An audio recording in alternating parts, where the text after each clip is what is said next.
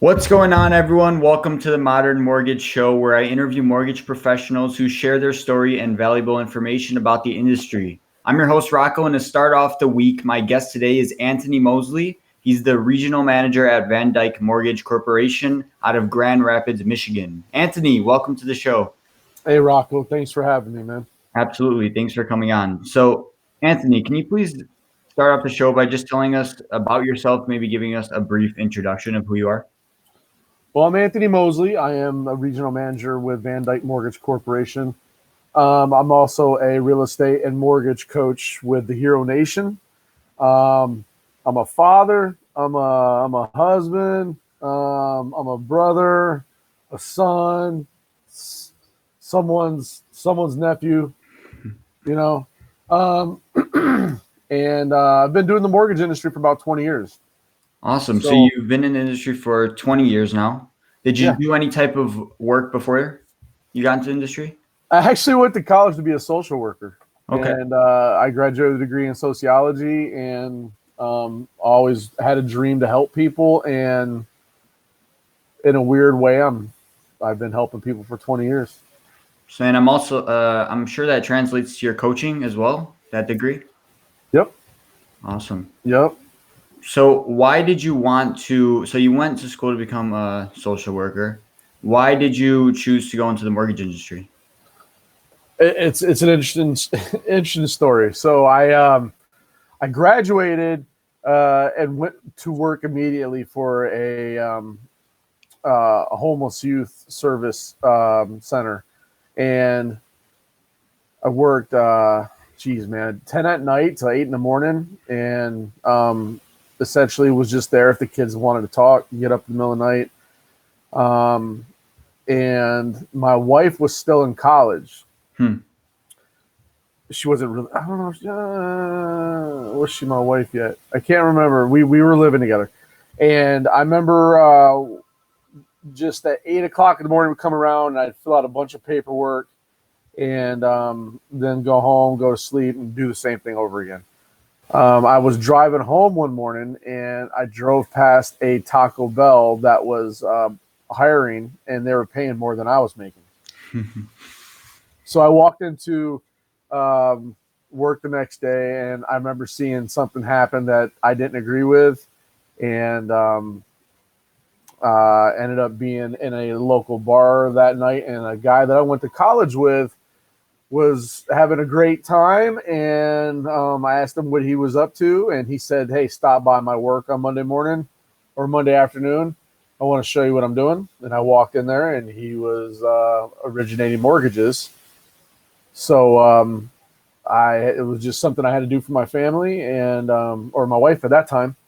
So I got into it, and I ended up getting into management pretty quick, and I just loved the ability to help not only the consumers, but the people that were working with me to help their consumers as well. So it just luckily it was a natural fit, man. It was like destiny. It just happened. So how long were you in your previous job before you transitioned? That was in college, you said?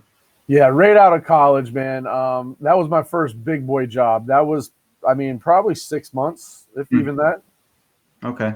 And then I went on in between there. So when I got started in mortgages, I was, it's a commission job. So what I would do is I would go and substitute teach during the day, be a substitute teacher. And then when I was out of that, I'd go to the mortgage shop. And I would, back then they hand you a telephone, a phone book, and a notepad, and you would just call through and find out people that wanted to refinance their homes. Like, I never worked with a real estate agent until probably 5 or 6 years into my career, and then like everything was just refinance. And once I had a pipeline big enough to be able to afford leaving substitute teaching. Once I did that, I went full time into the mortgage world. So did you ever apply at Taco Bell? No, man. No. I skipped it. My wife said, "No, you're going to go be a substitute teacher." Oh, okay. So, that was actually a pretty cool role too, though, man. I mean, working with kids too. So yeah, no, I skipped Taco Bell. Interesting. So you said you're also a coach. So tell me a little bit about that. Well, it's with the Hero Nation. Hero Nation. So I had tried. So in my career, um, you go through a lot of different programs. You read a lot. You're learning a lot. You end up going to a bunch of sales things, and you know, a very important thing to do when you're in an entrepreneurial type of world like we are is to have a coach or have a mentor. Having a mentor is huge. And I went through several different organizations and it just never seemed to work because it was trying to push me to do something in a way in which I wasn't necessarily fit for. Mm-hmm. So I ended up, one year I ran into a guy named Wayne Salmons, and he was a Keller Williams MAPS coach. He was teaching their Bold class, and which my company happened to be sponsoring. And I met him then, and a few years later, he had left that organization and began his own. And what I noticed is, so I was doing a show called Real Estate Ride Along. So I have a show on Facebook called Real Estate Ride Along where I take realtors for a drive and we talk about their experiences, things that are going on, ways to help other younger people. And then he was doing some videos too online, and they caught me. They were really unique and authentic and funny. And so I reached out to him and I began coaching with him. So once I was coaching with him for a while, people had always said, like, why are you not into coaching? Like, why are you not a coach when a huge part of my job is mentoring and helping my loan officers. However, it's also to do that with our real estate partners as well. I grew frustrated seeing so much failure in the real estate world, right? Like, you know, you got 7% that make it, the rest of them fall out. So last year I got certified to coach with Wayne Salmons and the Hero Nation. And ever since, we've been just taking on clients. And, you know, our main goal is to empower them. Our main goal is to empower them, is to find who they are, what their strengths are, and what they really want to do, and show them how to do that authentically, right? By what their strengths are naturally, not necessarily by what everybody else is doing. Because that's a huge part of why people fail, is they're trying to do stuff that other people are doing the way other people are doing them. And the reality is that's not even what they want or where they want to be. Absolutely. I'm glad you brought up a coach. A coach is so important in finding a coach that really has what you want to do, so they can give you an actionable plan and strategy to succeed. We have coaches. We have a coach in our program to help our clients. I have a coach. Actually, I have a call with him. Me and my partner have a call with him at 1:00 today. So a coach is definitely really, really important if you want to succeed with a proven layout and plan and actual strategy. So you mentioned you love to help people. What would you say is the most rewarding or satisfying thing about your job that makes it all worth it? When people get in their groove. So taking someone and watching them go from not being comfortable, actually, I'll take that back. Going from being lost or in a place where they're unsure and not confident, and watching them get their groove and seeing them hit it. And so I guess it would say like this, you know, you have your goal, helping them find the steps to achieving that goal and watching them hit those steps in a very confident and consistent way, right? Seeing the look on their face, the confidence, their shoulders go back, you know, and then the ultimate is when you see them doing the same for someone else. Because, you know, what we like to do is we like to empower people so they can empower others. Absolutely. And it just spreads like a spider web. And that right there is so fulfilling for me. Absolutely. I'm a wrestling coach as well. So I coach high school and then the little kids, and that's also a reason I did it as well. So wrestling helped me so much, the sport, and I'm so grateful for the coaches that helped me when I was in high school. So it's just awesome to give back to the kids and hopefully help out them and impact their life the way it helped me. Yeah. So shifting gears, what would you say when you first started out as a loan officer? Let's go back. What would you say was your biggest struggle or obstacle that you faced early on? You mentioned already you just had a list and a phone. What else, if you don't mind sharing? I guess the most difficult at that time was the technical aspect of it, like writing the loan, right? Yep. And it's I'll be honest with you, it's something that a lot of loan originators are not good at these days. There's no respect for the actual craft of the math, the guidelines, looking at what someone's doing. I mean, that's important. Taking a good loan application is the number one thing any loan originator should be doing. I see on these forums on Facebook and stuff all the time where they'll say, how long does it take you to take a loan application? Some people are like, oh, 10 minutes, 10, 15 minutes. I can do it on a napkin. Or some people saying, I just send them to my website. There's nothing wrong with the website thing, but there is something that is important about building that relationship and having that first initial interview with your client, you know? So taking that loan application, getting all the information, when you do a good job of that, that's your loans that close fast and efficient. But I would say at first, mine was the guidelines, right? So the guy that brought me into the business, he wasn't always around when I needed him. You know, he was making a lot of money, so he was out doing fun stuff. But there's this lady named Cheryl that was so back in those days, it was your processor was almost like your underwriter too.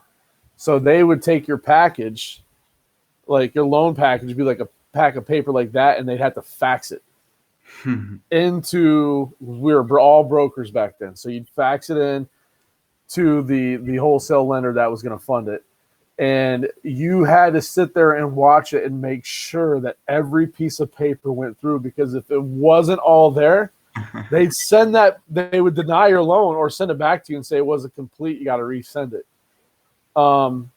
And so I would go in at like 8:30 in the morning, because no loan officer would come into the office till like 10. And this lady Cheryl, and she actually works with me to this day. We ran back into each other, but she's back in the fold. And she would teach me how to run like debt ratio, loan to value, what the guidelines were, how to read a bank statement, you know, stuff like that. And once I became good at that, that's when my career like really started to grow. So like I said, for anybody that's going to get in the mortgage world, you got to know the technical aspects. Not just about sales, dressing nice, going out and hanging out with real estate agents. Like you got to know what you're doing. Absolutely. So that was one tip you just gave. Are there any other tips or advice you would give to loan officers that are just starting out?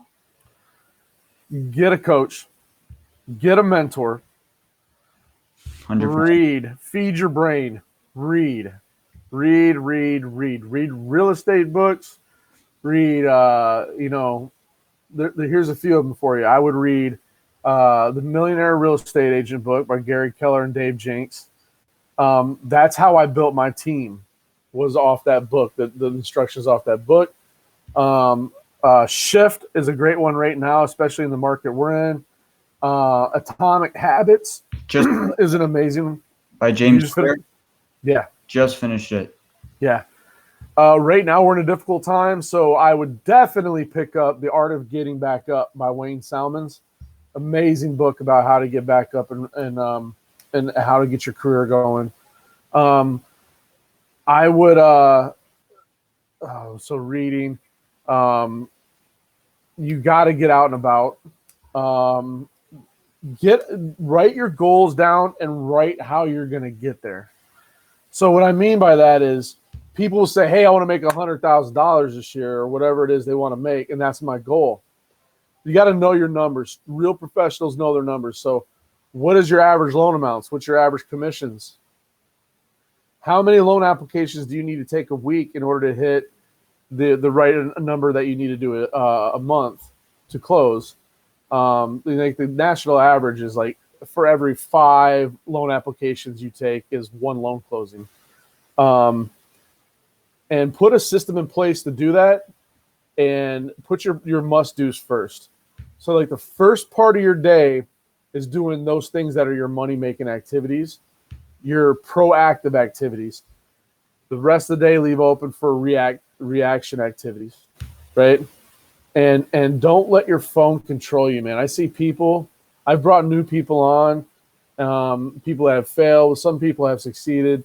The ones that sit there and look at their phone all the time are definitely not the ones that are where they want to be.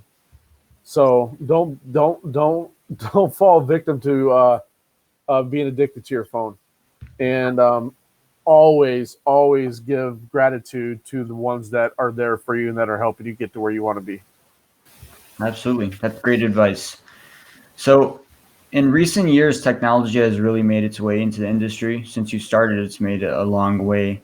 How is this? How would you say this has affected you and your business? I think, well, the way we utilize technology, I think technology has helped us grow. It's Hmm. helped us become more efficient. We have definitely leveraged technology to benefit our clients and to reach out to more people. Um, there is a fear out there that technology will take over um, real estate agents and loan originators. However, I believe that complexity is the key to our existence. Uh, in reality, what we are as loan originators and real estate agents is we're problem solvers. Our job is to help someone with the problems that they're having. And their problem may be like they don't know how to buy a home. They don't have the money to buy a house. So we're to step in and find out what their wants and needs are and solve them. Technology is our way to make that process smoother and more efficient for the consumer, and also for us to stay top of mind and in front of the consumer. We need to leverage it, use it as a tool of leverage, and not use it as a crutch. If you understand what I'm saying. Absolutely, I totally agree with that. There's always going to be a human element to it, because the only real way you add value to this world is by solving problems. So there's always going to be that human touch to it. But I totally agree in making the technology just automate the things that aren't really too important and just make it easier, an easier experience. So are there any modern strategies that you're using right now? You said to reach out to more people or anything like that, maybe to pull in leads, maintain better relationships, or just systemize your business? Yeah, definitely, man. I'm a huge user of my calendar, my digital calendar. So I use Outlook still. I don't know if that's outdated, and I know a lot of the younger generations using like Google and stuff like that. But I use Outlook. Everything's in my calendar. I keep it color coded. Um, I'm very much into this is what I've learned through coaching, of course, is everybody has 3 major funnels of business. And if one thing I could ever recommend to anybody out there that is freshly started is to treat your database as a live, almost like it's a live being, like it's a human, like it's something that you need to take care of, you need to feed, you need to talk to, you need to water so it can grow, and make sure that the technology that you're using incorporates those 3 major funnels of your business. And database should always be one, right? If you're new, that's going to be the people that are in your circle, your friends, family, your relationships, and build those relationships. I could go on forever about that, but what you want to do is use that technology. So like my calendar, for instance, tells me what I need to do. Like I plan that out. So I know when I'm coming in each morning or sitting at my desk, now we're at home because we're on lockdown, right? Is what I need to be doing at what time. Mm-hmm. And where entrepreneurs fail and mortgage people fail is that we aren't given a schedule of what we need to do. There's no one standing over your shoulder going, you got to be here at this time, unless maybe if you're working at a call center like Quicken or something like that. But you don't have someone sitting over your shoulders telling you to do this at this time, do this, do that. You got to plan that out. And what I do is, and what we teach our clients to do, is to leverage the technology to remind you of what you need to be doing and when you need to be doing it. Also use that technology to keep in front of your clients. So your digital dashboard should be telling you when you should be calling your client, when you should be texting them, when you should be sending them a article in the mail, when you should be having an event for them. And then as far as prospecting, we do some weird things in our world. Like we'll go spend $1,200 a month on Zillow leads or whatever. And we'll take those leads and we'll try to get a hold of them once or twice, and then they just sit there. So what you need to do is find a really good a lead follow-up system. Not necessarily, I see a CRM and a lead follow-up system as two different things. The CRM to me is something that is reminding you and telling you what you need to be doing with a drip campaign, but I don't believe drip campaigns really work for clients. I don't like getting them. I'm sure you don't like getting them. So why would they? But maybe a system that is sending out, like what I'm using right now is a software called FooBots. And I can put data in there and it will text my clients and pass applicants and talk to them to see if they're ready to move forward. You know what I mean? So two different ways to use technology. But whatever you do, don't think that technology is going to do it all for you. Absolutely. I'm glad you brought up the schedule and the calendar. So for my calendar, I use Calendly to book and all the appointments and stuff. And then I write out my schedule the night before every night, and I just like doing it pen and paper. And then the CRM, like you mentioned. So if you keep that organized and you keep your database organized and you update it frequently, then every day it should be, when you open it up, you should know, who do I got to talk to today? What meetings do I have? Who do I got to follow up with? And if you keep it organized, it does take time to keep it organized and keep it updated, but it's so worth it. And it's basically the lifeline of your business. So where do you see all this going in the future? What do you mean? What's going on right now? With the technology. Like I said, man, the complexity of the spirit of our business is where we will always shine, right? So like today, we can virtually do a loan and close a loan and never meet a client and never get an actual document. Like everything can be done by the phone, the computer. They can upload documents. They can take pictures of things. It's way different than it used to be. Mm-hmm. In fact, we don't even have to go to closings anymore. Closings can be done by the virtual world. So where we are needed, and we talked about this earlier, is we're problem solvers. And it's the people that don't have the best credit, that may have had some problems in the past. It's the people that we need to tell the story for. You know, we got to be good. We have to communicate what the facts are, what the reality is. You know, we have child support, Social Security income, things that a computer is never going to know what to do with. The things that we can't explain. So, you know, not are we a problem solver, but in order for us to be a really good loan originator, we also have to paint the picture and tell the story to the underwriter, the processor, you know, and who is buying the loan. And support the guidelines of the loan. So I think the loan process will always get a little smoother with technology. However, I think the demand for the human interaction is always going to be relevant, right? Like if the upper echelon of borrowers, they can go and get a loan without ever needing us, and which does drive down the cost a little bit for them. However, like I said, that's not majority of the population. You know, we're there for the people that are humans to give the human interaction to, right? Definitely. Customer experience and communication is always huge aspects when it comes down to it. Well, let me ask you this, Rocco. When you go to the grocery store, do you go through self-checkout or do you go through the regular lane?